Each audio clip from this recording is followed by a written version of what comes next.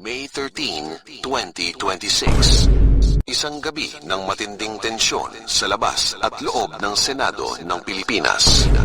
Sa gitna ng kaguluhan, umalingaw-ngaw ang sunod-sunod na putok ng baril.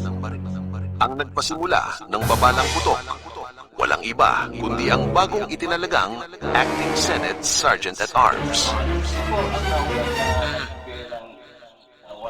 Sino ang lalaking ito na paulit-ulit na itinatapon ng tadhana sa sentro ng mga pinakamalalaking kontrobersya ng bansa? Ito ang kwento ni retired Police General Mau Ranada Aplaska. Isang simpleng probinsyano si Mau Aplaska na nangarap magsilbi sa bayan. Noong 1982, pumasok siya sa hallowed halls ng Philippine Military Academy. Doon niya nakatagpo ang mga makakasama niya sa mahabang karera.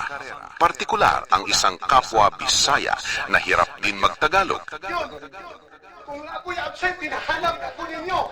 Si Ronald Bato de la Rosa. Mula sa pagiging batang opisyal, dumaan si Aplaska sa iba't ibang mabibigat na posisyon. Naglingkod sa United Nations sa Cambodia noong 1993. Naging hepe ng pulisya sa Bulacan at nagsanay pa sa FBI National Academy sa Amerika. Ngunit ang tunay na bulusok ng kanyang karera ay naganap noong 2016 nang maupo bilang Pangulo si Rodrigo Duterte at maging PNP Chief ang kanyang mista na si Bato de la Rosa. Itinalaga si Aplaska bilang pinuno ng Aviation Security Group upang puksain ang tanyag at nakakahiyang isyu ng tanimbala sa mga paliparan.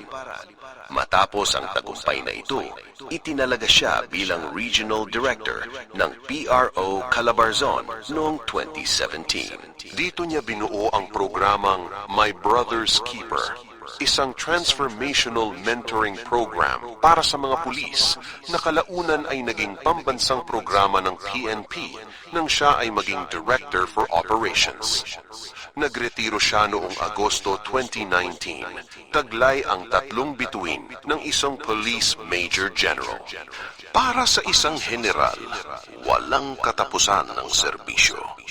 Noong Oktubre 2020, pumasok siya sa Kamara bilang Sergeant at Arms ng House of Representatives hanggang Nobyembre 2021.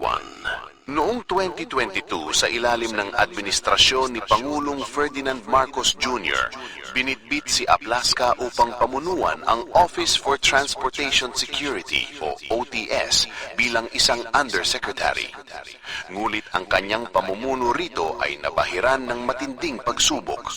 Sunod-sunod na iskandalo ng pagnanakaw ng mga airport screening personnel sa NAIA ang pumutok sa balita. Bagamat walang direktang kinalaman, bilang leader na may integridad, naghain si Aplaska ng courtesy resignation noong 2023. Akala ng marami, dito na nagtapos ang kwento ng general. Nagkamali sila. Hulyo 2025, binuksan ang ika-20th Kongreso. Sa nominasyon ng kanyang matalik na kaibigang si Senator Bato de la Rosa, inilagay si Aplaska bilang Senate Sergeant at Arms. Nanatili siya rito hanggang Pebrero 2026. Ngunit nitong Mayo 11, 2026, mabilis siyang binalikan ng Senado upang maging Acting Sergeant at Arms. Bakit?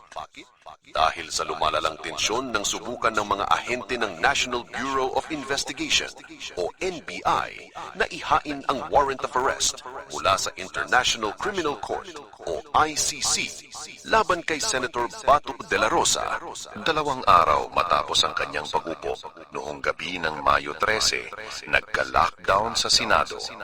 Umalingaw-gaw ang mga putok ng baril sa pagitan ng seguridad ng Senado at mga operatiba ng gobyerno. Ayon sa Malacanang at sa mga saksi, si Aplaska mismo ang nagpakawala ng unang babalang putok. Ang Senado ay naging mistulang war zone. May 15, 2026. Nagpalabas ang Office of the Ombudsman sa pamumuno ni Jesus Crispin Remulla ng isang kautusan. 6 na buwang preventive suspension na walang sweldo laban kay Acting Senate Sergeant at Arms Mau Aplaska.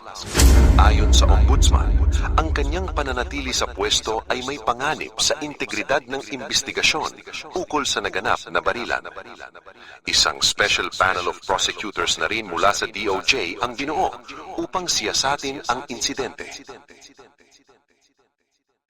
Mula sa pagiging disiplinadong plebo sa PMA, sa paglilinis ng tanimbala sa NAYA, hanggang sa pagpapaputok ng baril sa loob mismo ng institusyon ng batas, si Mau Aplaska ay nananatiling isang komplikado, kontrobersyal at makapangyarihang figura sa kasaysayan ng modernong seguridad sa Pilipinas. Hanggang saan hahantong ang kanyang huling laban?